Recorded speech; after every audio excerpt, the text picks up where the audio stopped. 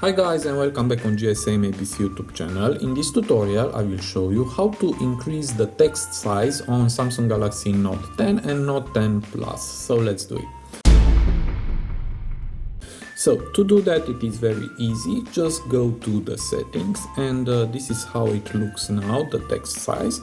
And to increase just press on display and we have here font size and style. Press on this option. And from here you can increase the text size. This is larger, and this is the largest, and this is how it looks now. Okay, let's go back.